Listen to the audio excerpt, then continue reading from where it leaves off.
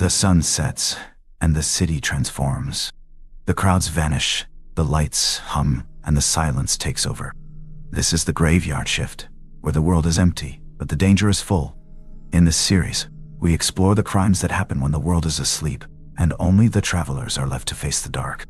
Tonight, we board the vehicles that were supposed to bring people home. But for some passengers, the journey never ended. They became evidence.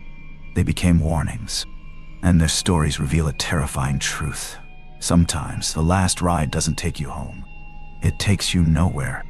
Millions of us get on a bus, a train, or a taxi every day. We put on our headphones, close our eyes, and trust that we will arrive safely. We swipe an app. We board without looking. We assume the driver has been vetted, the rails have been inspected, the other passengers are harmless. But for the victims in tonight's episode, the commute didn't end at home. It ended in a trap moving at 60 miles per hour. From the decapitation on a Canadian bus to the sabotage of an Amtrak liner in the desert, these are the stories of the last ride. The Nightmare on Bus, Evan 70.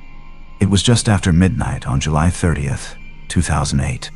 Greyhound bus 1170 was halfway through its journey from Edmonton to Winnipeg, a long, monotonous route cutting straight through the dark, empty prairie of Manitoba.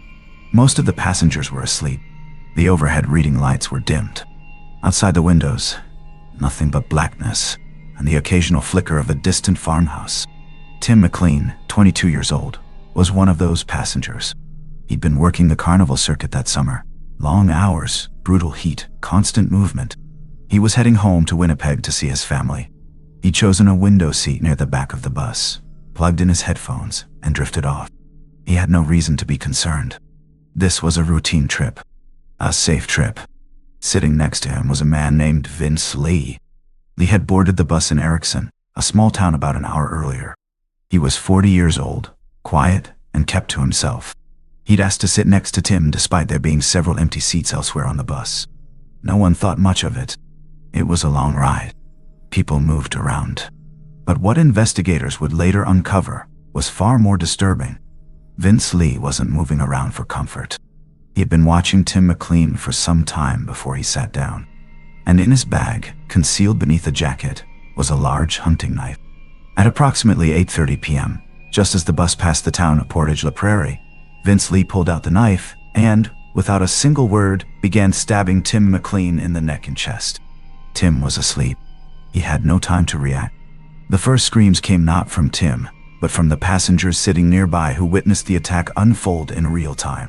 One witness later described the scene as mechanical. Lee's movements were steady, repetitive, emotionless. He wasn't frantic. He wasn't shouting. He was executing. The bus driver, alerted by the screams, immediately pulled over onto the shoulder of the Trans-Canada Highway. Passengers scrambled toward the front exit, pushing and shoving to escape the confined metal tube that had become a slaughterhouse. Within seconds, the bus was nearly empty. But Vince Lee didn't follow them out. He stayed inside, alone with Tim McLean's body. The bus sat idling on the side of the highway, its interior lights casting long shadows across the prairie grass. The passengers stood in a cluster about 50 feet away, some on their phones calling 911, others simply frozen in shock. And through the windows of the bus, they could see the silhouette of Vince Lee moving around inside. He was still stabbing the body. But then something unexpected surfaced. As the first RCMP officers arrived on the scene, roughly 10 minutes after the bus had stopped, they approached cautiously, unsure of what they were dealing with. The driver briefed them. A man had attacked a passenger with a knife. The attacker was still inside. The victim was likely dead. What the officers saw when they peered through the bus windows would haunt them for the rest of their careers. Vince Lee had decapitated Tim McLean. He was holding the severed head in his hands, displaying it to the officers outside like a trophy. And then, in full view of law enforcement and the passengers still gathered on the highway, he began to cannibalize the body. The RCMP established a perimeter. They couldn't storm the bus. Lee was armed, and the confined space made it too dangerous. They couldn't negotiate. Lee wasn't responding to verbal commands. All they could do was wait and watch. For over 4 hours, Vince Lee remained inside the bus with Tim McLean's remains. He mutilated the body further. He consumed parts of it. He paced the aisles, occasionally peering out the windows at the officers surrounding him. At one point, he attempted to start the bus and drive away, but the driver had disabled the ignition when he fled. It was a surreal, grotesque standoff in the middle of the Canadian prairie, under a sky so dark you couldn't see the horizon. At this point, you're likely asking how this could happen. How does someone board a public bus with a large knife, sit next to a stranger, and commit an act of this nature without any warning signs? The answer is as unsettling as the crime itself. Vince Lee had no criminal record, no history of violence, no red flags that would have prevented him from boarding that bus. But what investigators later uncovered was that Lee had been suffering from untreated schizophrenia. In the months leading up to the attack, he had experienced a severe psychotic break. He believed he was receiving commands from God. He believed Tim McLean was an evil force that needed to be destroyed. To Vince Lee, the attack wasn't random. It was a divine mission. But to everyone else on that bus, it was the ultimate nightmare. You are trapped in a moving vehicle with a stranger who decides, without reason or warning, to kill you. And there is nowhere to run. The RCMP's emergency response team finally moved in around 1:30 a.m. Using a combination of distraction and tactical entry, they subdued Lee with a taser and took him into custody. He offered no resistance. He simply asked the officers if they were there to kill him. Tim McLean's body was recovered from the bus. The crime scene inside was described by investigators as one of the most disturbing they had ever processed. Blood covered the seats, the windows, the floor. Biological evidence was scattered throughout the back half of the bus. The knife, a serrated hunting blade, was still lodged in one of the seat cushions. Vince Lee was charged with second-degree murder. He was found not criminally responsible due to mental illness and was remanded to a psychiatric facility. Over the years, his treatment progressed, and in 2017, he was granted an absolute discharge under a new identity. He is no longer monitored by the Canadian mental health system. That decision remains one of the most controversial aspects of this case. For the passengers who witnessed the attack, for Tim McLean's family, the idea that the man who committed this atrocity could walk free, under any circumstances, is incomprehensible. But the legal system determined that Vince Lee, while horrifically violent, was not in control of his actions. He was a victim of his own untreated illness. This case remains one of the most baffling intersections of mental health, public safety, and the criminal justice system. It also serves as a grim reminder of the vulnerabilities inherent in public transit. On a bus, you are surrounded by strangers. You have no control over who sits next to you. And if something goes wrong, there is no exit until the vehicle stops. The passengers who survived that night carry the psychological scars with them still.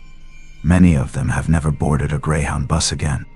Some have never taken public transit at all. They describe recurring nightmares, dreams where they are trapped in a confined space, unable to escape, watching a shadow approach them from behind. The trauma wasn't just the violence. It was the helplessness. The realization that the thing that was supposed to take them home had become a cage.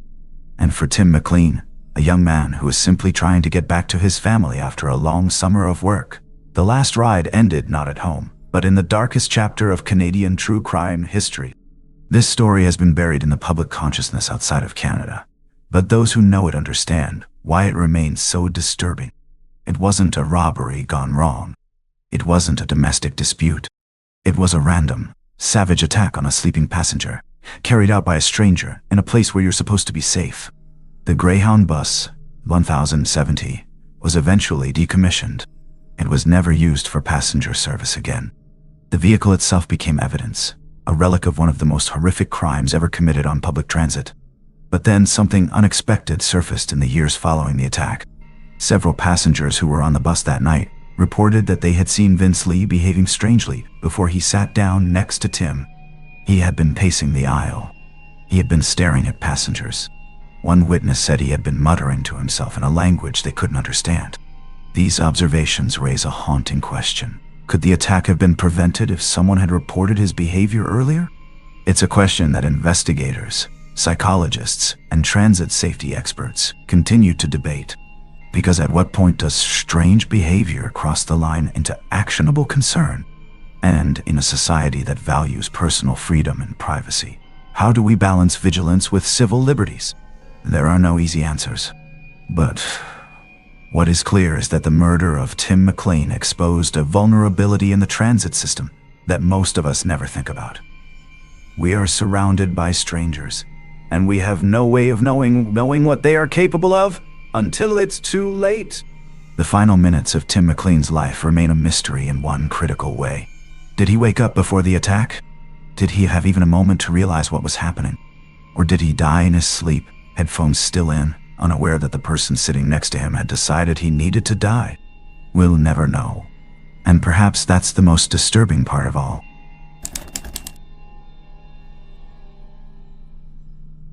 The sabotage in the desert. October 9th, 1995, 1:20 a.m. The Amtrak Sunset Limited was gliding through the Arizona desert at 50 miles per hour. The train was carrying 258 passengers and crew, most of them asleep in their seats or berths. Outside the windows, nothing but the black expanse of the Sonoran Desert, a landscape so remote that the nearest town was miles away. The train had departed Los Angeles the previous afternoon and was en route to Miami, a cross-country journey that would take 3 days.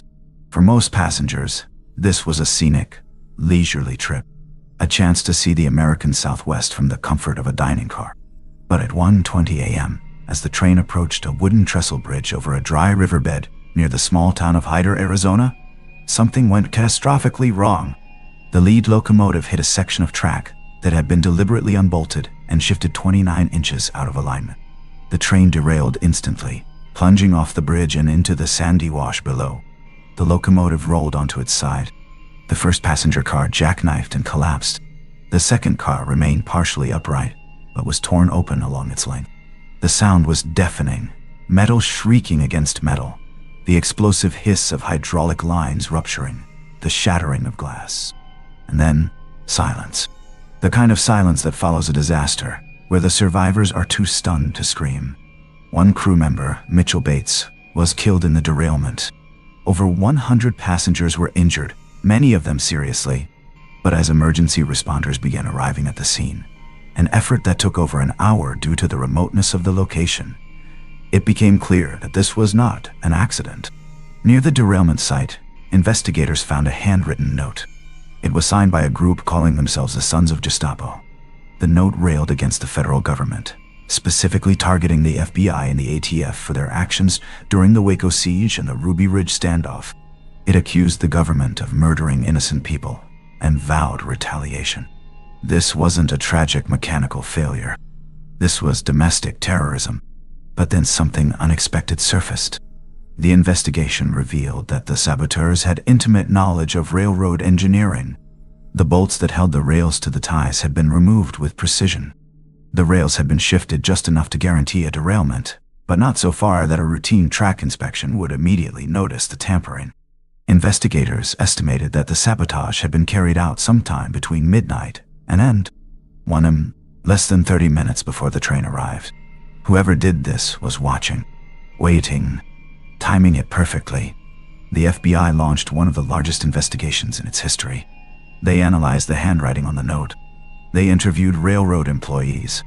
They scoured the desert for physical evidence, tire tracks, footprints, discarded tools. They brought in behavioral analysts to create a profile of the saboteurs. But despite all of this, despite thousands of investigative hours and a $310,000 reward, the case remains unsolved. At this point, you're likely asking how someone could sabotage a major rail line in the middle of the desert without leaving a trace. The answer lies in the vastness of the landscape and the isolation of the location. The trestle bridge where the derailment occurred was miles from the nearest road. There were no surveillance cameras, no witnesses, no nearby homes. The saboteurs had chosen their target carefully, and the timing of the attack during the graveyard shift when the world was asleep meant that they could work undisturbed. The note left behind provided some clues, but it also raised more questions. The Sons of Gestapo were never heard from again. No other attacks were claimed under that name. No manifestos surfaced.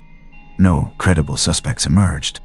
Some investigators believe the group may have been a small cell, perhaps just 2 or 3 individuals, who dissolved after the attack due to fear of capture. Others believe the name was a false flag, designed to mislead investigators and shift blame onto anti-government extremists. There's also a third theory, one that's more disturbing. The saboteurs may have realized the psychological impact of their attack and decided that one act of terror was enough. They had made their point.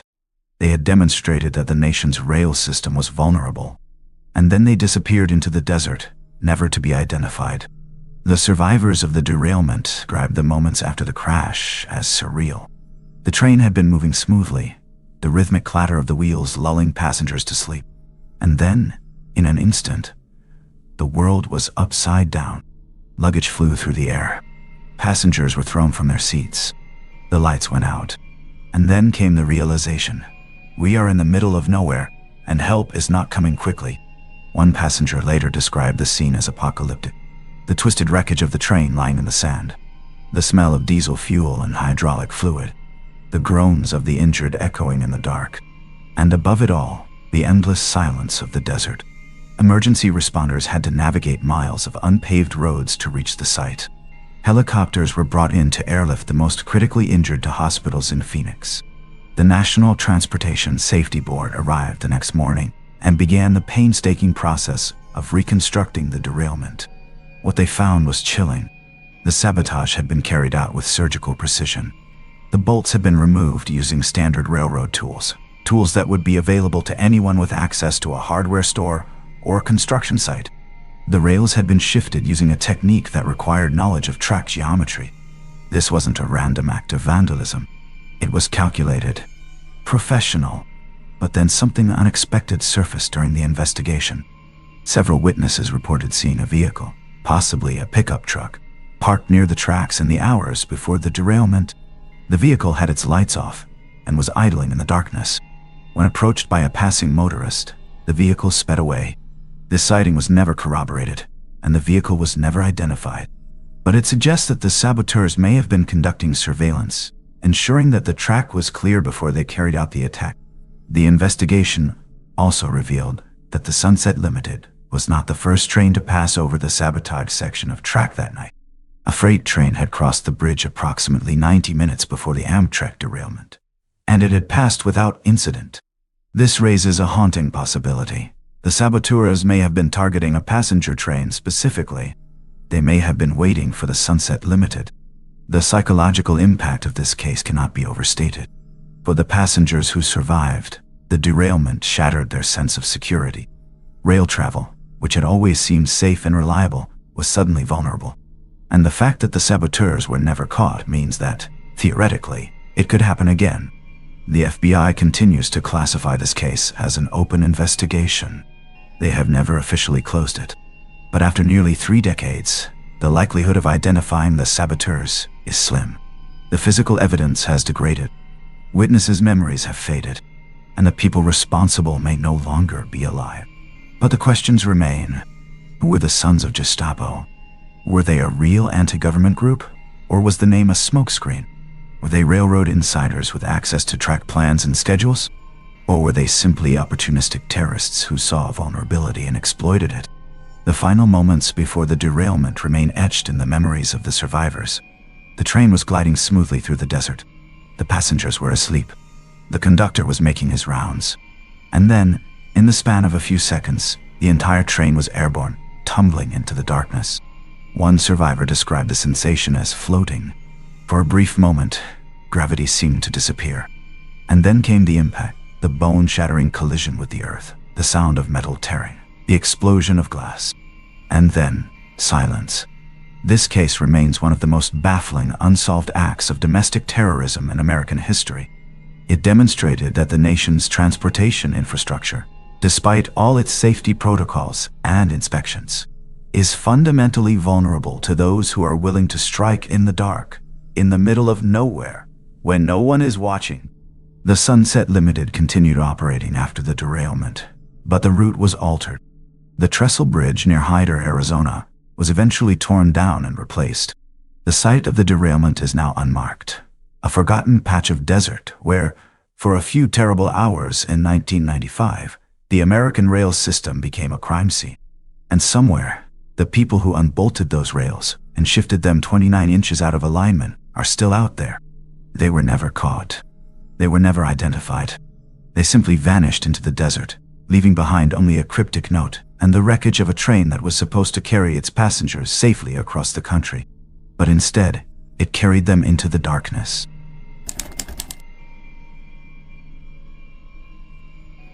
The Fake Ride. March 29th, 2019. 2 a.m.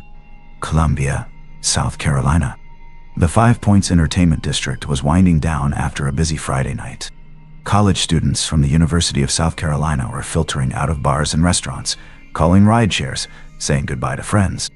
The sidewalks were still crowded, but the energy was shifting. People were tired. They wanted to go home.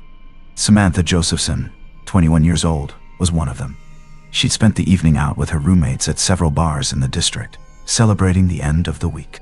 She was a senior majoring in political science, with plans to attend Drexel University's law school in the fall.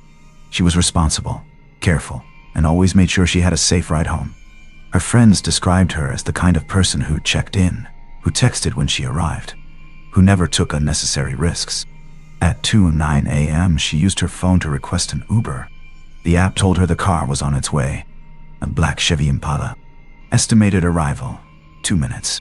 She said goodbye to her friends and walked to the curb to wait. The street was still busy. Other students were doing the same thing, lining the sidewalk, staring at their phones, waiting for their rides. At 2:11 a.m., a black Chevy Impala pulled up to the curb. Samantha looked at the car. It was black. It had 4 doors. It looked like the image on her app. She glanced at her phone, then back at the car. Everything seemed to match.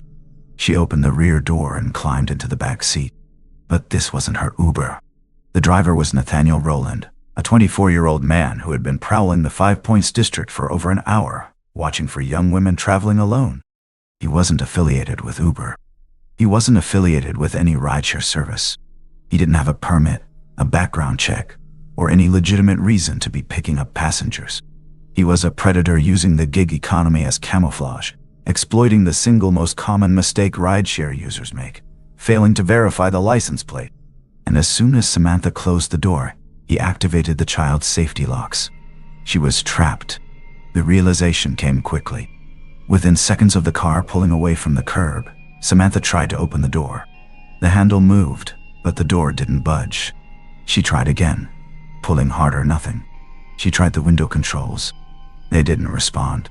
She looked at the driver, and something in his demeanor, his silence, his refusal to acknowledge her questions, the way he stared straight ahead without saying a word, triggered a wave of panic. She asked him where they were going. He didn't answer. She asked him to confirm her name. He didn't respond. She told him to stop the car. He kept driving. Samantha reached for her phone, but Rowland was faster. He turned around and lunged at her, grabbing at her hands. A struggle ensued in the confined space of the back seat. Samantha fought. She scratched at his face. She tried to reach the driver's side door controls, but Rowland had planned for this. He had already removed the interior door handles from the back seat. There was no emergency release, no way to override the locks. The back seat had been converted into a cage. At 2:14 a.m., just 3 minutes after she got into the car, Samantha Josephson sent a final incomplete text to her boyfriend. The message was never finished. Her phone went silent, but then something unexpected surfaced. Her actual Uber driver arrived at the pickup location at 2:15 a.m. He waited for 5 minutes, watching the pin on his app, assuming the passenger had changed her mind or found another ride. He sent a message through the app, "I'm here." No response. He waited another minute, then canceled the ride and moved on to the next fare. He had no idea that the person he was supposed to pick up was already miles away, fighting for her life in the back of a stranger's car. This case struck a nerve globally because it targeted the modern commuter's most fundamental assumption, that the car you get into is the car you ordered. Samantha had done everything right. She had used a legitimate app. She had checked that the car was black. She had gotten in quickly, just like every safety tutorial tells you to do. She was in a crowded area. She was sober. She was careful. But she never verified the license plate. She never asked the driver to confirm her name. And in that 2-second lapse, a lapse that millions of people make every single night, she handed control of her life to a man who had been waiting for exactly that mistake. Roland drove south, out of Columbia, toward a rural area near Clarendon County. The drive took approximately 90 minutes. During that time, Samantha Josephson was stabbed over 120 times with a multi-tool knife. The attack was prolonged, frenzied, and conducted while Roland was driving. Investigators later found blood throughout the interior of the vehicle, on the seats, the door panels, the ceiling, the windows, even the trunk. The forensic analysis revealed something even more disturbing. Many of the stab wounds were shallow, suggesting that the attack wasn't quick or efficient.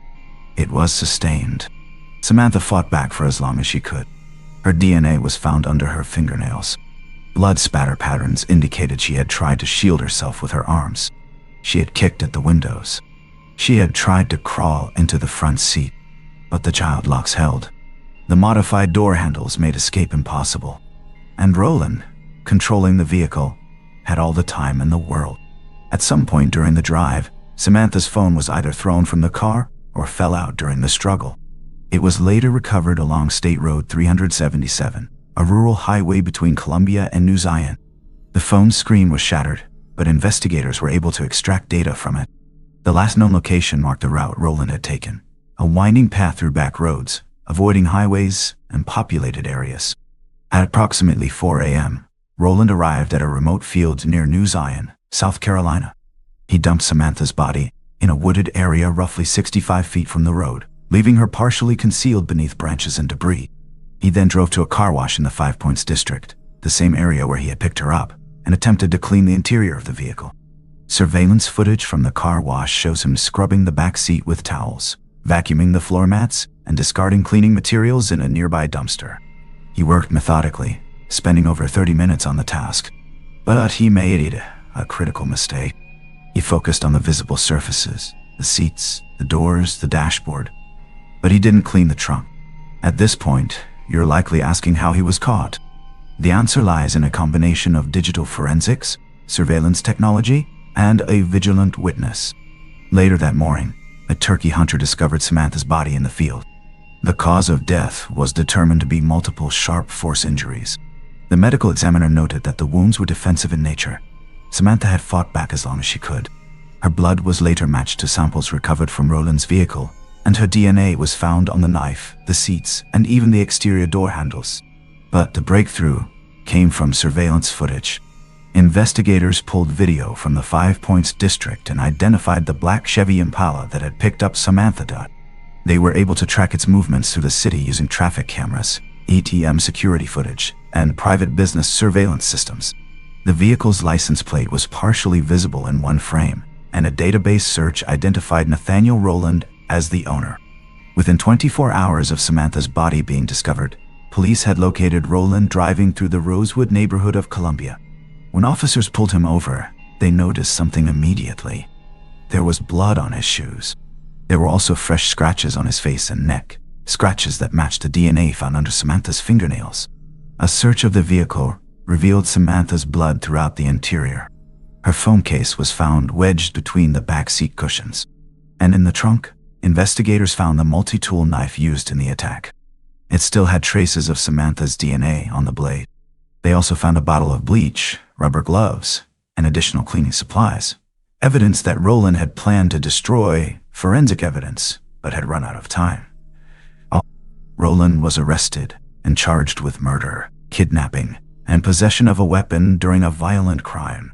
He maintained his innocence, claiming he had sold the car to someone else and had no knowledge of what happened. But the forensic evidence was overwhelming. His DNA was found mixed with Samantha's blood inside the vehicle. His fingerprints were on the child lock mechanism, and surveillance footage placed him behind the wheel of the car at the exact time Samantha was picked up. The trial took place in July 2021. The prosecution presented a devastating case. They showed the jury photographs of the crime scene, the interior of the car, and Samantha's injuries. They played surveillance footage of Roland at the car wash. They brought in forensic experts who testified that the blood evidence placed Samantha in Roland's vehicle beyond any reasonable doubt. The defense argued that the evidence was circumstantial, that Roland had loaned his car to a friend, and that the DNA could have been transferred innocently. But the jury didn't buy it. They deliberated for less than 2 hours before returning a guilty verdict on all counts. Roland was sentenced to life in prison, without the possibility of parole. But the case didn't end with the conviction. Samantha Josephson's death sparked a nationwide movement to improve rideshare safety. Her family lobbied for legislation requiring rideshare drivers to display illuminated signs that passengers could verify before getting into the vehicle. The law, known as Sammy's Law, was passed in South Carolina in 2019 and has since been adopted in several other states. The law also requires rideshare companies to implement additional identity verification measures and to provide passengers with real-time trip tracking that can be shared with friends or family. These changes were designed to prevent exactly the kind of mistake Samantha made, getting into the wrong car because it looked like the right one. But here's the disturbing reality. Nathaniel Roland wasn't the first person to use this tactic. Investigators later discovered that there had been other reports of fake rideshare drivers operating in the Five Points district. None of those incidents had resulted in violence, but the pattern was there. Predators were exploiting the gig economy's vulnerabilities to gain access to victims. And Samantha Josephson wasn't Roland's first victim. Investigators found evidence suggesting he had stalked other women in the area. He had been pulled over twice in the previous months for suspicious behavior, circling the Five Points district late at night, watching women on the sidewalk, following vehicles, but both times he was let go with a warning. There was no legal basis to search his vehicle, no probable cause to arrest him, until the night he killed Samantha Josephson. The final moments of her life remain difficult to fully reconstruct. What we know is that she fought. The defensive wounds on her hands and arms tell us that she tried to protect herself. The damage to the interior of the car, broken fingernails embedded in the upholstery, blood on the windows from where she tried to break the glass, tells us that she struggled to escape. And the location of her body, dumped in a remote field, far from any witness, tells us that Roland had planned for this outcome from the moment she got into the car. But then, something unexpected surfaced during the trial. The prosecution introduced evidence that Roland had been researching online how to remove DNA evidence from a vehicle. He had searched for car cleaning products. He had looked up whether bleach could destroy blood evidence. He had visited forums where people discussed how to avoid forensic detection. And he had visited the car wash within hours of the murder, knowing that forensic investigators would eventually come looking for him. This premeditation, this awareness that he was leaving evidence behind and actively attempting to destroy it, was what convinced the jury that this wasn't a crime of passion or opportunity. It was calculated, it was planned, and it was executed with the cold, methodical precision of someone who understood exactly what he was doing. The psychological impact of this case extends far beyond South Carolina. Every college student who orders an Uber now checks the license plate. Every parent who sends their child out for the night reminds them to verify the driver. And every rideshare company has had to reckon with the fact that their platform, designed to make transportation safer and more accessible, can be weaponized by someone with bad intentions. Samantha Josephson's murder remains one of the most horrific reminders that modern convenience comes with modern vulnerabilities. We trust apps. We trust algorithms. We trust that the car pulling up to the curb is the car we ordered. But sometimes, that trust is misplaced. And sometimes, the ride home becomes a ride to nowhere. Her story continues to resonate because it could happen to anyone. It wasn't a dark alley. It wasn't a dangerous neighborhood. It was a crowded street, a routine transaction, a mistake that took 2 seconds to make and cost a life. The A Train Ripper, February 12th, 2021, 1:30 a.m., New York City. The A train was running its overnight route through Manhattan and into Queens. Due to the COVID-19 pandemic, the subway system was closing nightly between 1 a.m. and 5 a.m. for cleaning, a new protocol designed to disinfect trains and stations in an effort to slow the spread of the virus. But on this night, a handful of trains were still in service, carrying the last stragglers, essential workers finishing late shifts, night custodians, security guards, and the homeless who had nowhere else to go. The pandemic had transformed the New York City subway system. What had once been a bustling 24-hour artery of urban life had become a ghost town. Ridership had plummeted by over 90%. Entire trains ran empty for hours. And the people who were still riding, those who had no other choice, found themselves isolated in ways the subway had never been before. Rigoberto Lopez, a 21-year-old man from Brooklyn, boarded the A train at the 101st Street station in Washington Heights. He was wearing a dark hoodie, a surgical mask, and carrying a backpack. Inside the backpack was a knife. Over the next 4 hours, he would stab 4 people. 2 of them would die. The first attack occurred at 1:45 a.m. The victim was a 67-year-old homeless man who had been sleeping across 3 seats in the last car of the train. His name was not immediately released, and for days he remained a John Doe in police reports, a reflection of the invisibility of the homeless population that had come to rely on the subway as a refuge during the cold New York winter. Lopez approached him silently. The train was empty except for the 2 of them. There was no one to witness, no one to intervene. Lopez pulled out the knife and stabbed the man multiple times in the torso and neck. The man woke up mid-attack, tried to defend himself, but he was elderly, frail, and caught completely off guard. He raised his hands to protect his face. He tried to push Lopez away, but Lopez was relentless. The attack lasted less than a minute. When it was over, Lopez calmly walked to the next car, leaving the man bleeding on the floor. The train continued through its route, stopping at each station, its doors opening and closing automatically. The wounded man tried to crawl toward the door, but he was too weak. He died on the floor of the train somewhere between the 168th Street and 145th Street stations. His body wasn't discovered until the train reached the end of the line at Far Rockaway Mott Avenue, where a transit worker noticed blood seeping out from under the door of the last car. But then something unexpected surfaced. By the time the first body was discovered, Lopez had already committed his second murder. At the Far Rockaway Mott Avenue station, the end of the A train line, another homeless man, 44 years old, had been sleeping on a bench inside a different train car. Lopez had moved between trains during the layover, scanning for his next victim. He found him alone, asleep, vulnerable. Lopez stabbed him repeatedly in the chest and neck. This time, the victim managed to stumble out of the train and onto the platform, where he collapsed near the turnstiles. A transit worker found him minutes later, still breathing but unconscious, lying in a pool of blood. The worker called 911 and tried to administer first aid, but the injuries were too severe. The man was rushed to St. John's Episcopal Hospital in Far Rockaway, where he died shortly after arrival. Lopez, meanwhile, stayed on the train as it turned around and headed back toward Manhattan. He sat in an empty car, the knife still in his backpack, his clothes stained with blood, waiting for the next opportunity. At this point, you're likely asking how someone could commit 2 murders on the subway without being stopped. The answer lies in the emptiness of the system. During the pandemic, ridership had plummeted. The overnight trains were ghost towns. The few passengers who were still traveling kept to themselves, avoiding eye contact, staying as far from strangers as possible. And the MTA, overwhelmed by budget cuts and staff shortages, had reduced its presence on the trains.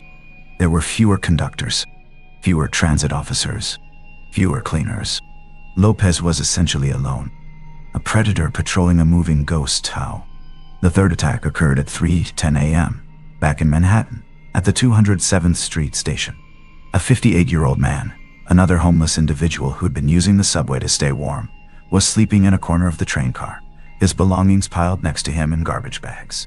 Lopez stabbed him multiple times in the back and side, but this time, the victim fought back. He screamed. He swung his fists. He grabbed Lopez's jacket and tried to pull him down. The struggle was loud, chaotic, and violent. Lopez, caught off guard by the resistance, retreated to another car. The victim, bleeding heavily but conscious, staggered off the train at the next stop and collapsed on the platform. He was found by transit police and rushed to New York Presbyterian Hospital, where he underwent emergency surgery. He survived, though he suffered permanent injuries to his lungs and liver. His survival was critical. He was able to provide police with a description of his attacker: Hispanic male, early 20s, medium build, wearing a dark hoodie and a surgical mask. He also told investigators something chilling. Lopez had smiled at him before the attack. Not a manic grin, not a grimace. A calm, almost serene smile. The fourth and final attack happened at 4 a.m., near the Howard Beach station in Queens. A 43-year-old woman who had been riding the train home from a night shift at a hospital was dozing in her seat. She had worked a double shift, 16 hours straight, and had fallen asleep almost immediately after boarding the train. She was wearing scrubs. She had her work ID clipped to her chest. Lopez approached her from behind and stabbed her in the shoulder and arm. She woke up screaming and immediately fought back, kicking at him and swinging her bag. Her resistance startled Lopez, who fled to the next car. She managed to pull the emergency brake, stopping the train between stations, and used her phone to call 911.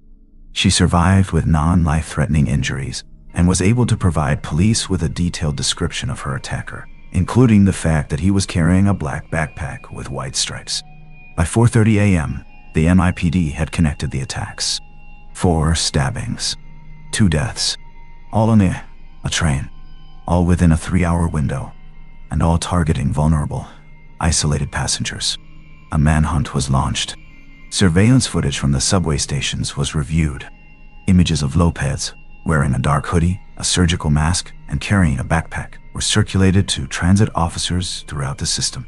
And at 5:15 a.m., as the subway system shut down for its nightly cleaning, Rigoberto Lopez was spotted by officers at the 59th Street Columbus Circle station. He was sitting on a bench, still wearing the blood-stained hoodie, the backpack on the floor next to him. When officers approached, he didn't resist. He didn't run. He simply stood up and allowed himself to be handcuffed. The knife, still stained with blood, was recovered from his backpack. His clothes were soaked with the blood of his victims. During questioning, Lopez gave no clear motive for the attacks. He told detectives that he didn't remember stabbing anyone. He claimed he had been using synthetic marijuana, Q, and was experiencing hallucinations. He said he thought the victims were demons or monsters that were trying to hurt him. But the surveillance footage told a different story. His movements were deliberate. He walked through the train cars methodically, scanning for victims who were alone, asleep, and vulnerable. He didn't attack anyone who was awake or alert. He didn't target anyone who might fight back effectively. He passed by several passengers who were sitting upright, looking at their phones, clearly conscious. Instead, he sought out the ones who were defenseless. He was hunting. Investigators later uncovered that Lopez had a history of mental health issues and prior arrests for minor offenses, turnstile jumping, disorderly conduct, marijuana possession. He had been living in a homeless shelter in Brooklyn and had reportedly been acting erratically in the days leading up to the attacks. Shelter staff said he had been talking to himself, refusing to sleep, and exhibiting paranoid behavior.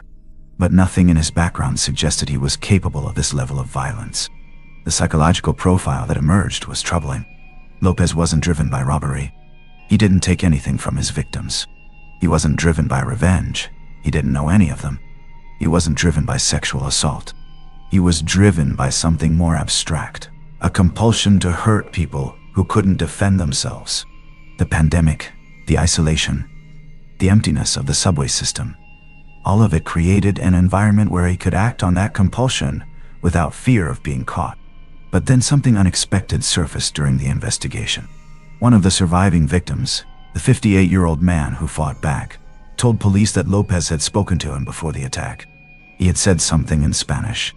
The victim, who spoke limited Spanish, couldn't remember the exact words, but he remembered the tone. It was calm, almost conversational, as if Lopez was explaining something. Investigators brought in a translator and worked with the victim to reconstruct the phrase. What they determined was chilling. Lopez had said, "You don't belong here." This detail changed the nature of the investigation. It suggested that Lopez wasn't operating in a fog of drug-induced psychosis. He was present, he was aware, and he believed he was performing some kind of cleansing, removing people who, in his mind, didn't belong on the train. Rigoberto Lopez was charged with 2 counts of murder, 2 counts of attempted murder, and multiple counts of assault. His defense attorneys argued that he was not guilty by reason of insanity, citing his history of mental illness and his use of synthetic drugs. But the prosecution countered with the surveillance footage, the deliberate nature of the attacks, and the fact that Lopez had successfully evaded capture for hours, demonstrating a level of awareness and planning inconsistent with insanity. The trial concluded with a conviction on all counts. Lopez was sentenced to life in prison without the possibility of parole. The case exposed a dark reality about the New York City subway system during the pandemic. The trains that had once been packed with commuters, providing safety in numbers, had become isolated corridors where the vulnerable were left to fend for themselves. The homeless population, which had always used the subway as a refuge during cold winter nights, became easy targets, and the MTA, already struggling with budget shortfalls and staffing issues, had no effective way to protect them. In the months following the attacks, the city increased police presence on overnight trains and implemented a system of safe haven cars, designated sections where transit workers and security personnel were always present. But the damage had been done. The sense of safety that had once defined the New York subway system, even at its grittiest, was shattered. The final moments of the victims' lives are hauntingly similar. They were all asleep or drifting off, riding the train because they had nowhere else to go. They were all alone, and they all died or nearly died in a place that was supposed to be public, safe, and monitored. But instead, a train became a moving crime scene, a hunting ground, a nowhere. And Rigoberto Lopez, a young man with no clear motive and no remorse, became one of the most chilling subway killers in New York City history. Not because of the scale of his violence, but because of the cold, calculated way he carried it out. This story has been buried in the wave of pandemic-era crime reporting, but those who remember it understand why it remains so disturbing. It wasn't gang violence. It wasn't a mugging gone wrong.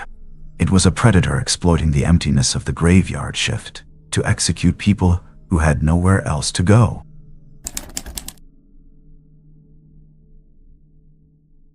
The Railroad Killer. The 1990s. Across the United States, freight trains rumbled through the night, carrying cargo from coast to coast. The rail network was vast, unmonitored, and largely invisible to the public. Most people never thought about the trains passing through their towns. They were background noise. Infrastructure. The sound of steel wheels grinding against steel rails was so common, it became part of the ambient soundtrack of American life. But for one man, the freight trains were something else entirely. They were escape routes, hunting grounds, and a way to disappear. His name was Angel Maturino Resendez, and he would become known as the Railroad Killer. Resendez was born in Izúcar de Matamoros, Puebla, Mexico, in 1959. He had a troubled childhood marked by poverty, instability, and allegations of abuse. His family was large. He was one of 7 siblings, and resources were scarce. By his teenage years, he had begun crossing the US-Mexico border illegally, hopping freight trains to travel between cities. He became intimately familiar with the rail network, the schedules, the routes, the blind spots where a person could ride unseen for hundreds of miles. The freight train culture of the 1990s was a hidden world. Thousands of transients, migrants, and drifters used the trains to move across the country, living off the grid, sleeping in boxcars, and avoiding law enforcement. It was a romanticized lifestyle in some circles: freedom, adventure, the open rail. But it was also dangerous. Riders were assaulted, robbed, and killed by other transients. They fell for moving trains. They froze to death in winter. And they lived in a legal gray area where their movements were almost impossible to track. Resendez thrived in this world. He learned which trains to board, which rail yards to avoid, and how to move through the system without being noticed. At first, his crimes were petty: theft, burglary, small-time offenses that allowed him to survive on the road. He would break into homes near railroad tracks, steal food, clothes, and cash, and then hop the next train out of town before the crime was even discovered. But over time, something darker emerged. Resendez began breaking into homes, not just to steal, but to harm. And when he encountered the people inside, he didn't just rob them. He killed them. The first confirmed murder linked to Resendez occurred in August 1997, though investigators suspect he had been killing for years before that. The victim was a 21-year-old college student named Christopher Meyer, who was walking with his girlfriend along a railroad track in Lexington, Kentucky. Resendez, who had been riding a freight train through the area, encountered the couple near the tracks. He bludgeoned Meyer to death with a rock and sexually assaulted the girlfriend, leaving her for dead. She survived and was able to provide a description of her attacker. But at the time, investigators had no way of knowing they were dealing with a transient serial killer. Over the next 2 years, the body count grew. Texas, Illinois, Florida, Georgia, Kentucky. Each murder followed a similar pattern. Homes near railroad tracks. Victims bludgeoned with blunt objects. Hammers, crowbars, rocks, pieces of rail track. Minimal evidence left behind. And a killer who vanished into the rail network before law enforcement even knew a crime had occurred. But then something unexpected surfaced. In 1998, DNA evidence linked several of the murders. Investigators realized they weren't dealing with random, isolated incidents. They were dealing with a serial killer who was using the freight train system as his personal transportation network. The FBI assembled a task force and began mapping the murders, looking for patterns. And what they found was chilling. Nearly every victim lived within walking distance of a railroad track, and the timeline of the murders corresponded with freight train schedules that ran through those areas. Resendez wasn't just riding the trains. He was using them to select his victims. He would ride into a town, jump off near a residential area, identify a home close to the tracks, break in, kill the occupants, and then hop back on a train before dawn. At this point, you're likely asking how someone could move across state lines, committing murders in multiple jurisdictions without being detected. The answer lies in the invisibility of the rail network. Freight trains don't keep passenger manifests. They don't have security checkpoints. They don't have surveillance cameras or ticket agents.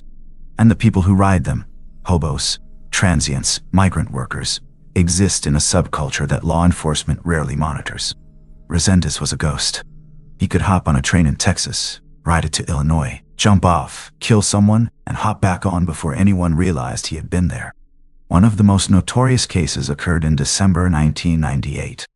Dr. Claudia Benton, a prominent Houston physician and mother of twin daughters, was found murdered in her home. She had been bludgeoned with a bronze statue taken from her own mantelpiece. Her body showed signs of sexual assault. The house had been ransacked, but very little had been taken. And her killer had left behind a piece of evidence, a fingerprint on the bronze statue. That fingerprint matched Angel Resendez. The FBI now had a name. They issued a federal warrant for his arrest. His photo was circulated to law enforcement agencies across the country. He was added to the FBI's 10 most wanted list. But Resendez continued to evade capture. He crossed back into Mexico, where extradition was complicated by legal and diplomatic issues. He moved between border towns, staying with family members, keeping a low profile, and avoiding law enforcement. But he couldn't stay away from the trains. In May 1999, Resendez crossed back into the United States. He hopped a freight train heading north through Texas and arrived in Weimar, a small town about 60 miles west of Houston. Near the tracks, he found a modest house. Inside were 2 victims, Norman Skip Cernick, a 46-year-old pastor, and his wife Karen, 47. Resendez broke in through a window, bludgeoned them both to death with a sledgehammer, and stole a red Mazda pickup truck. He was now driving a stolen vehicle, which made him more visible to law enforcement, but it also gave him mobility. He drove east toward Houston, then north toward Fayette County, and along the way, he kept killing.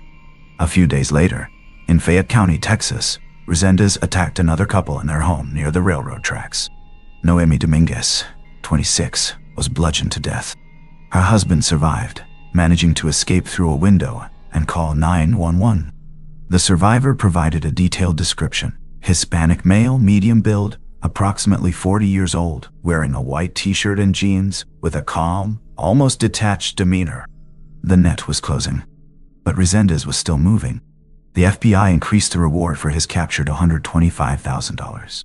They released his photo to media outlets across the country. They coordinated with Mexican authorities to monitor border crossings. And they reached out to Resendez's family, hoping someone would provide information about his whereabouts. But then something unexpected surfaced. Resendez's sister, Manuela, who lived in Albuquerque, New Mexico, contacted the FBI. She had seen her brother on the news. She knew what he had done, and she wanted it to stop. She agreed to act as an intermediary, convincing Resendez to turn himself in. The FBI promised her that if Resendez surrendered voluntarily, they would not seek the death penalty, a promise they could not legally keep, but one they made in the hopes of ending the manhunt. On July 13, 1999, Angel Resendez walked across the International Bridge in El Paso, Texas, and surrendered to Texas Ranger Drew Carter. He was arrested without incident and extradited to Houston to face trial for the murder of Dr. Claudia Benton. During interrogation, Resendez confessed to 15 murders. Investigators believe the actual number may be higher, possibly as many as 23. He provided details about the crimes that only the killer would know. He described the homes, the victims, the weapons he used, hammers, pickaxes, railroad spikes, and he did so with disturbing calmness, as if recounting a list of errands. When asked why he killed, Resendez gave vague, contradictory answers. Sometimes he said it was robbery, that he needed money, and the victims resisted. Other times he said the victims had disrespected him or looked at him wrong. But investigators believe the truth was simpler. Resendez killed because he could. The rail network gave him access. The isolation of the victims gave him opportunity. And his transient lifestyle gave him anonymity. He was tried and convicted in 2000 for the murder of Dr. Claudia Benton. The jury deliberated for less than an hour before returning a guilty verdict. He was sentenced to death. While on death row, he confessed to additional murders in hopes of delaying his execution. But Texas prosecutors moved forward. On June 27, 2006, Angel Resendez was executed by lethal injection at the Huntsville unit in Texas. But the psychological impact of the railroad killer case lingers. For people who live near railroad tracks, the sound of a passing train no longer feels neutral. It's a reminder that the rail network, this massive, invisible infrastructure, can carry more than cargo. It can carry danger. The final moments of Resendez's victims are tragically similar. They were in their homes, often alone or with a partner. They heard a sound, a window sliding open, footsteps in the hallway, the creak of a door. And when they went to investigate, they found a stranger standing in their living room. Someone who had hopped off a freight train, walked through their neighborhood, and chosen their home at random. There was no connection, no motive, just proximity to the tracks. This story has been buried in the archives of 1990s true crime, but those who remember it understand why it remains so disturbing. It wasn't about revenge or passion. It was about a predator who used the infrastructure of modern society to hunt human beings. And for years he got away with it, because nobody was watching the trains.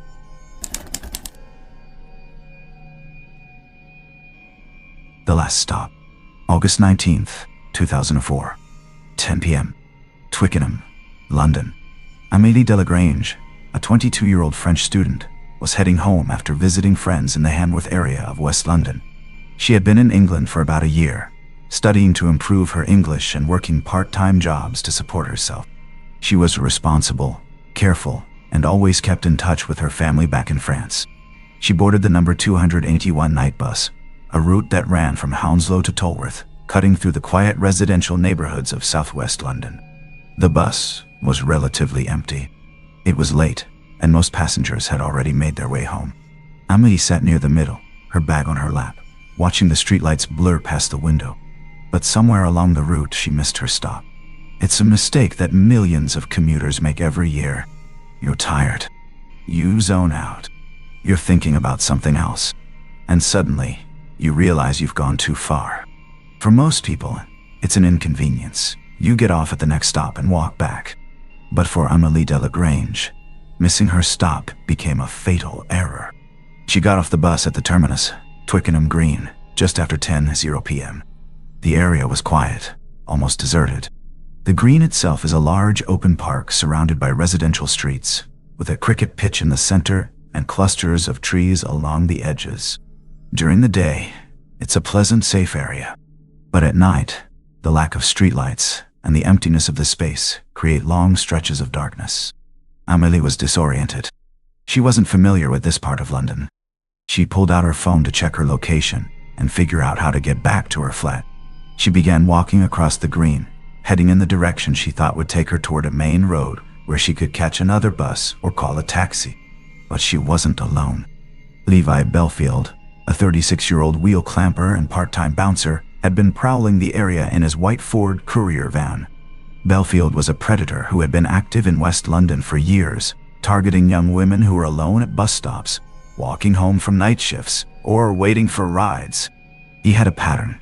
He would circle bus routes in his van, watching for vulnerable women, and then strike when they were isolated. He had been watching Emily from the moment she got off the bus. Belfield pulled over near the edge of the green, turned off his headlights, and waited.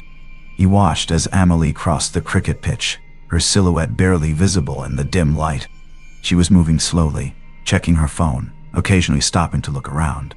She was lost, and she was alone. At approximately 10:15 p.m., Belfield exited his van and approached Emily on foot. He was carrying a blunt object, later determined to be a hammer. He came up behind her silently, without warning, and struck her on the back of the head with tremendous force. Emily collapsed instantly. The blow fractured her skull and caused massive internal bleeding. She never had a chance to scream, to run, or to fight back. Belfield struck her twice more as she lay on the ground, ensuring she was incapacitated. He then dragged her body a short distance into a cluster of bushes near the edge of the green, leaving her partially concealed. And then he got back into his van and drove away. Amélie Delagrange was discovered the next morning by a member of the public walking through the green. She was still alive, but barely. Emergency services were called, and she was rushed to the hospital. But the injuries were catastrophic. She had suffered severe head trauma, and despite emergency surgery, she never regained consciousness. She died 2 days later, on August 21st, 2004, surrounded by her family who had flown in from France. The murder shocked the local community. Twickenham Green was considered a safe area. The idea that someone could be attacked so violently in such a public space was incomprehensible. But what investigators didn't know at the time was that this wasn't Levi Belfield's first victim. It was part of a pattern that stretched back years. But then something unexpected surfaced. As detectives began investigating Emily's murder, they noticed similarities to another unsolved case. In February 2003, Marcia McDonnell, a 19-year-old student, had been attacked and killed near a bus stop in Hampton, just a few miles from Twickenham Green. She had been walking home from the train station after a night out with friends when someone struck her on the head with a blunt object. The weapon was never found. The attacker was never identified. The similarities were undeniable. Both victims were young women. Both had been traveling alone late at night. Both had been struck from behind with a blunt object. And both attacks occurred near bus stops in West London. Detectives began to suspect they were dealing with a serial offender. They reviewed CCTV footage from bus routes in the area, looking for patterns, vehicles, anything that might connect the cases. And that's when they found it, a white van that appeared repeatedly in the vicinity of both crime scenes, circling bus stops, following buses, and then disappearing. At this point, you're likely asking how a predator could operate in such a populated area without being caught. The answer lies in the vulnerability of the late-night commuter. After the buses stop running, after the train shut down, the only option is to walk. And in those final stretches, the walk from the bus stop to your front door, you are alone. The streetlights don't reach everywhere. The roads are empty.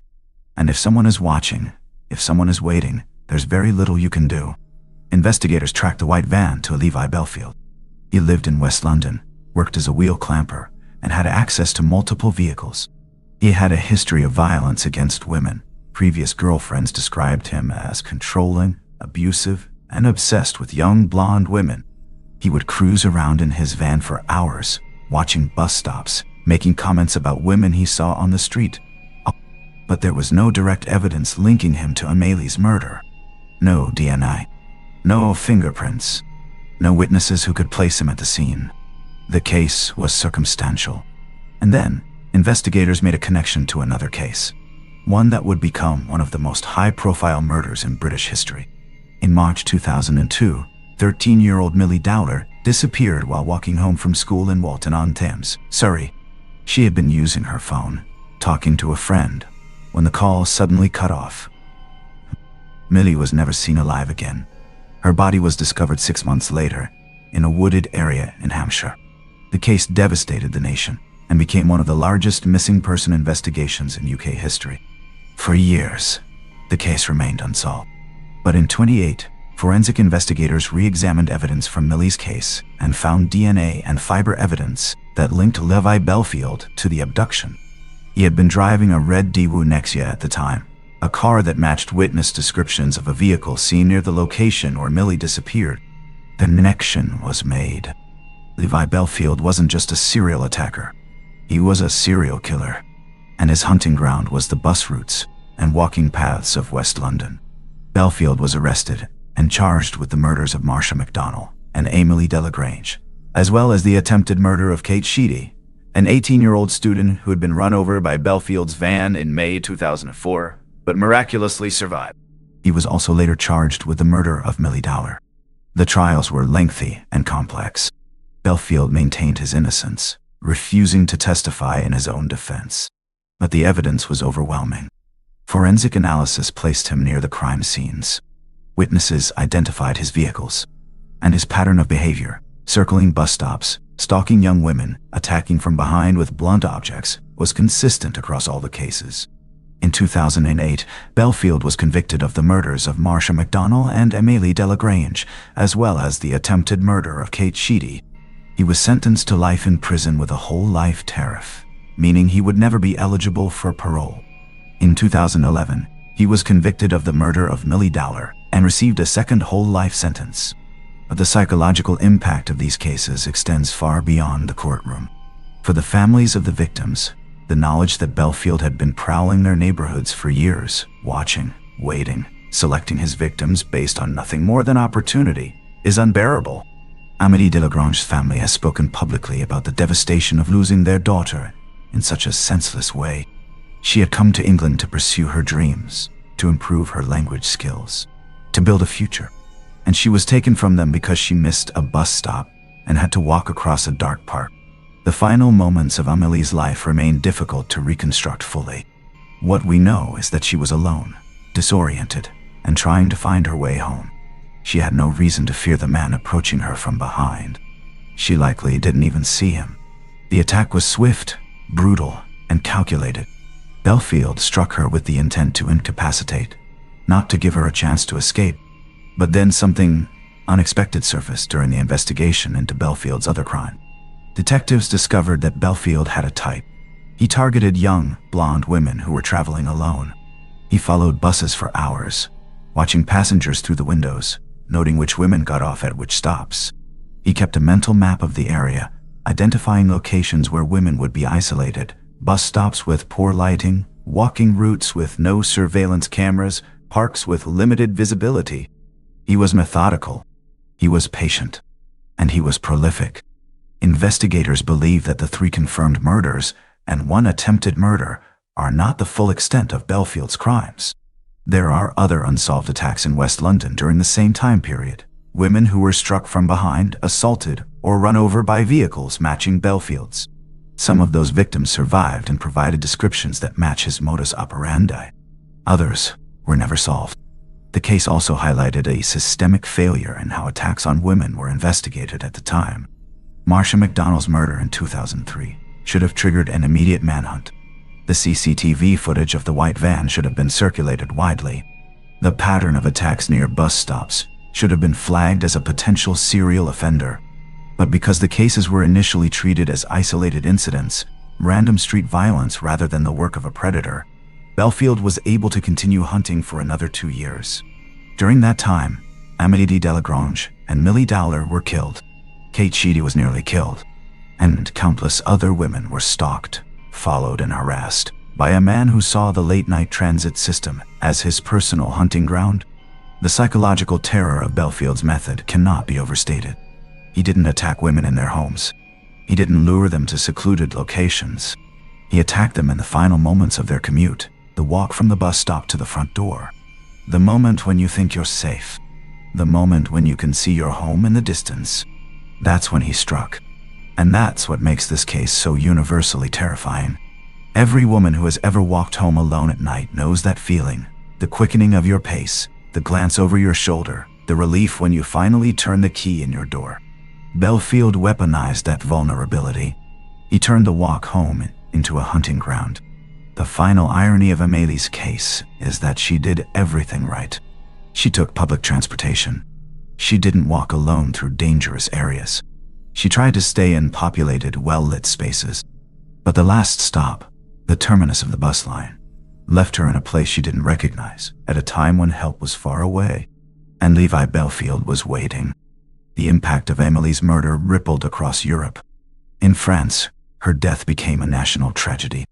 She was a young woman pursuing her dreams in a foreign country, cut down by a predator who saw her as nothing more than an opportunity. French media covered the case extensively, and her family became advocates for victims' rights and improved safety measures for women traveling alone at night. In the UK, the case prompted a review of how police handle serial attacks on women. New protocols were implemented for cross-referencing unsolved assaults, particularly those with similar modus operandi. CCTV coverage was expanded near bus stops and transit routes, and public awareness campaigns were launched to educate women about the risks of walking alone at night in unfamiliar areas. But for Amelie's family, none of these measures can bring her back. Her mother has spoken about the pain of receiving the phone call from London, the flight to the hospital, the days of sitting by her daughter's bedside hoping for a miracle that never came. Her father has described the guilt he feels, the irrational but persistent thought that if he had just called her that night, if he had just kept her on the phone a few minutes longer, she might have taken a different route, or waited for a taxi, or done something, anything, that would have kept her out of Belfield's path. This story has been buried beneath the more infamous case of Millie Dowler. But those who remember Amélie Delagrange understand why her murder remains so disturbing. It wasn't a dark alley in a crime-ridden neighborhood. It wasn't a late-night party gone wrong. It was a young woman trying to get home after missing her bus stop. A mistake that should have been an inconvenience, not a death sentence. The bus routes in West London still run. Twickenham Green is still a quiet, pleasant park during the day. But for the families of Belfield's victims, and for the women who survived his attacks, the memory of what happened there will never fade. Because sometimes, the last stop is exactly that. The last.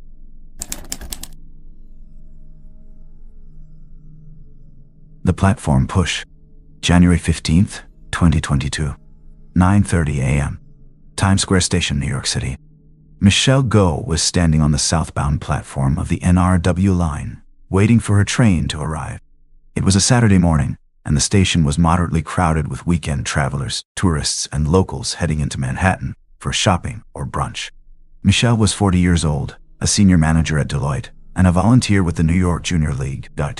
She was known among her friends and colleagues as someone who was kind, thoughtful, and deeply committed to her community. She had spent the morning volunteering and was now heading home to the Upper West Side. She was standing away from the edge of the platform. She was alert. She was doing everything right. But none of that mattered.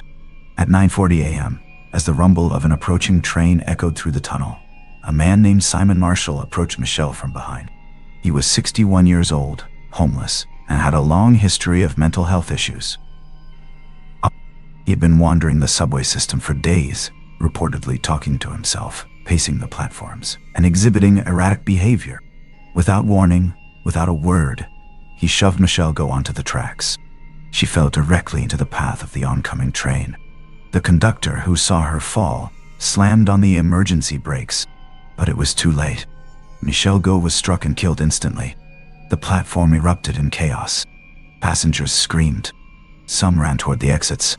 Others stood frozen, unable to process what they had just witnessed. Marshall, meanwhile, calmly walked to a bench on the platform and sat down, waiting for police to arrive. When officers reached him minutes later, he didn't resist. He simply said, "I pushed her." The horror of this case lies not in its complexity. There is no mystery about what they had just witnessed, but in its randomness. Michelle Go had no connection to Simon Marshall. She had never met him. She had never spoken to him. She was simply standing on a subway platform in one of the busiest transit hubs in the world, waiting for a train.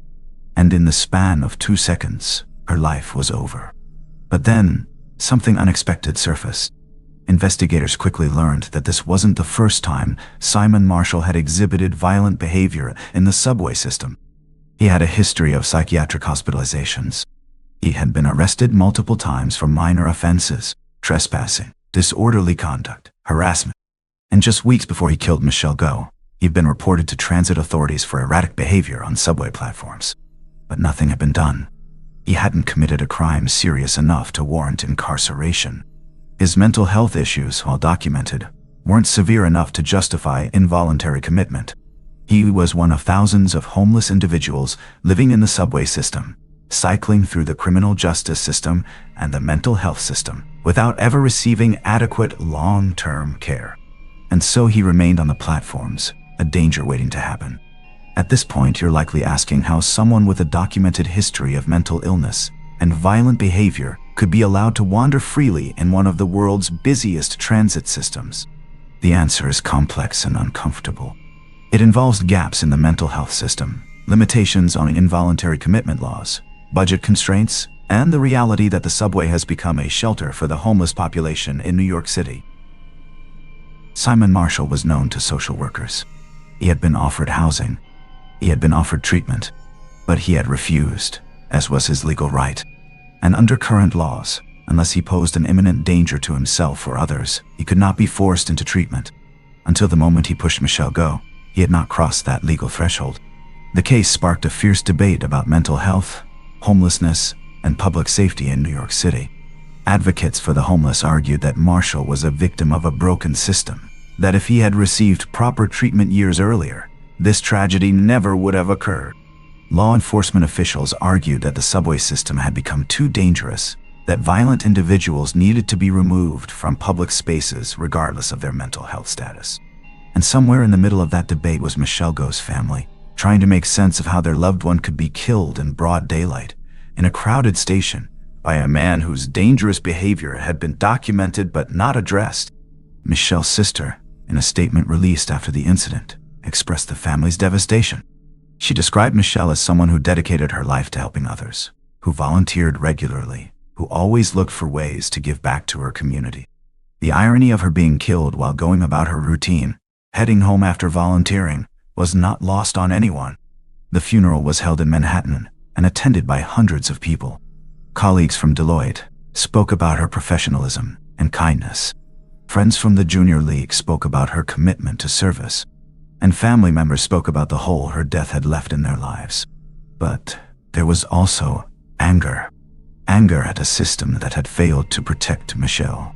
Anger at the fact that Simon Marshall had been known to be dangerous, but had been allowed to remain on the subway platforms.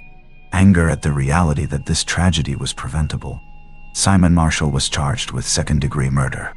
During his arraignment, he appeared disheveled and disoriented, barely responding to the judge's questions. His attorney argued that he was not competent to stand trial, that he was suffering from severe mental illness and could not understand the proceedings against him. A psychiatric evaluation was ordered, and what it revealed was troubling. Marshall had a long history of schizophrenia, paranoid delusions, and violent outbursts. He had been hospitalized multiple times over the years, but had repeatedly been released due to lack of long-term treatment options. He had been prescribed medication, but had stopped taking it. He had been offered supportive housing, but had refused. The psychiatrist concluded that Marshall was experiencing a psychotic episode at the time he pushed Michelle go. He believed, according to his own statements, that she was part of a conspiracy against him. He thought she was trying to control his mind. None of this was real. But to Marshall, in his delusional state, it was real enough to justify violence. The legal proceedings dragged on for months.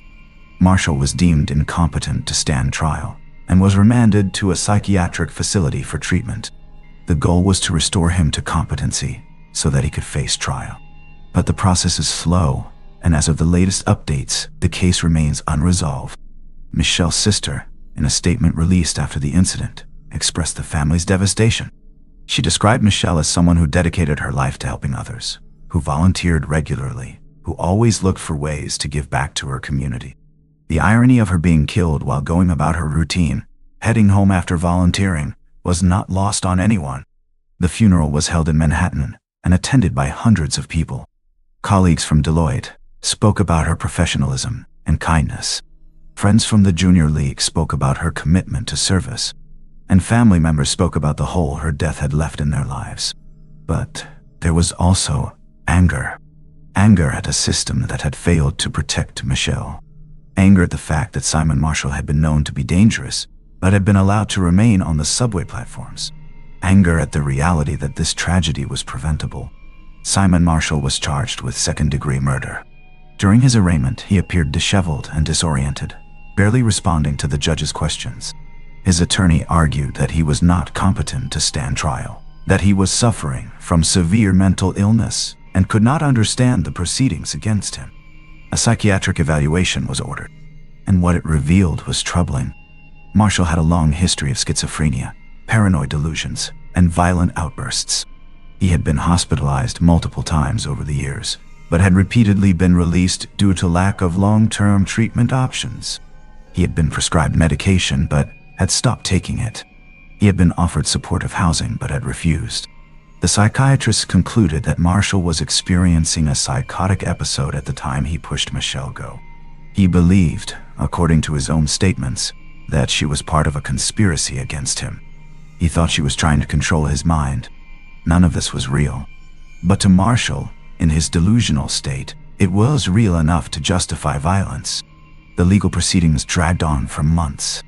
Marshall was deemed incompetent to stand trial and was remanded to a psychiatric facility for treatment. The goal was to restore him to competency so that he could face trial. But the process is slow, and as of the latest updates, the case remains unresolved. For Michelle Go's family, this is yet another injustice. Their loved one is gone, and the man who killed her is in a hospital, receiving treatment that he should have received years ago, treatment that might have prevented him from ever being on that platform. But then something unexpected surfaced in the aftermath of Michelle's death. Data analysis revealed that violent incidents on the New York City subway had been rising steadily since the beginning of the pandemic. Assaults, robberies, and harassment had all increased, and a significant percentage of those incidents involved individuals with documented mental health issues who were living in the subway system. The MTA responded by increasing police presence on trains and platforms. Mental health outreach teams were deployed to connect homeless individuals with services, and new protocols were established for removing individuals who posed a danger to themselves or others. But the fundamental problem remained unsolved.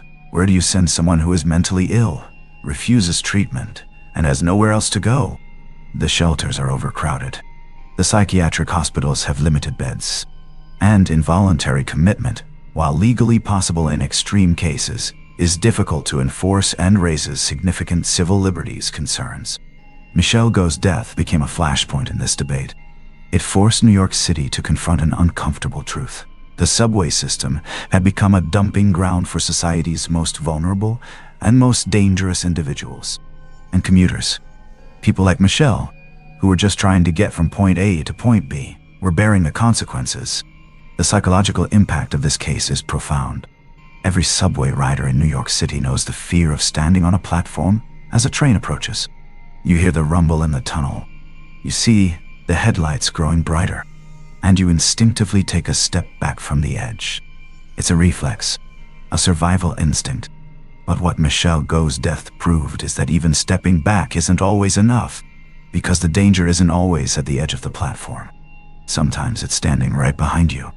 In the months following her death, there was a noticeable change in behavior on subway platforms. People stood with their backs to the wall. They positioned themselves near pillars or benches, anything that prevented someone from approaching them from behind. They kept their heads on a swivel, constantly scanning the platform for anyone behaving erratically.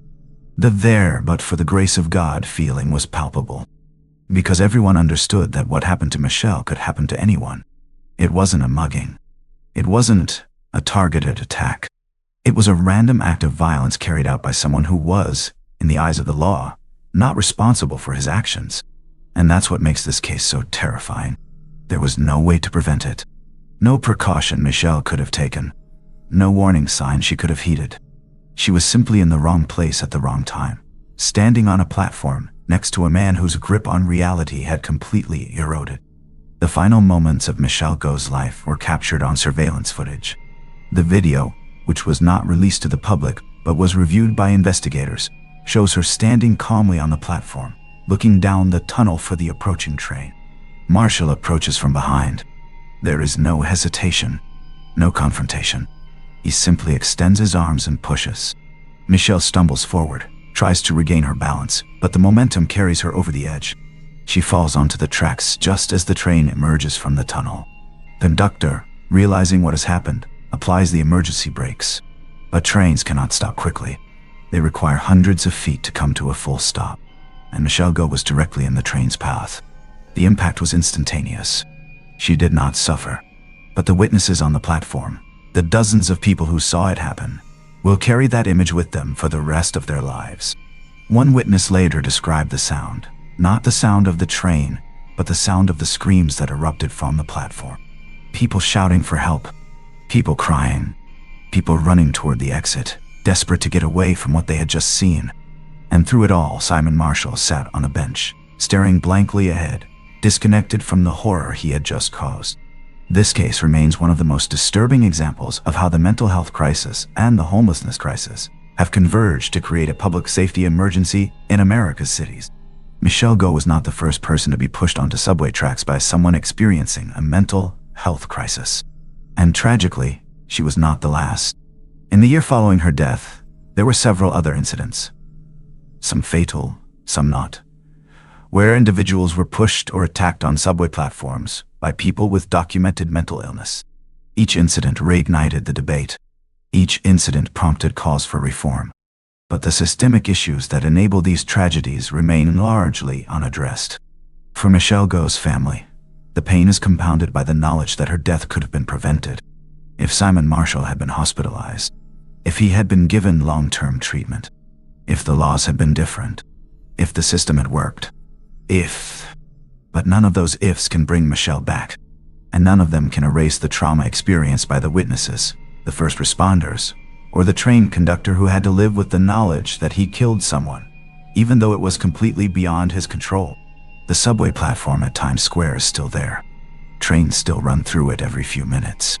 Commuters still wait for their trains, standing near the edge, checking their phones, lost in thought.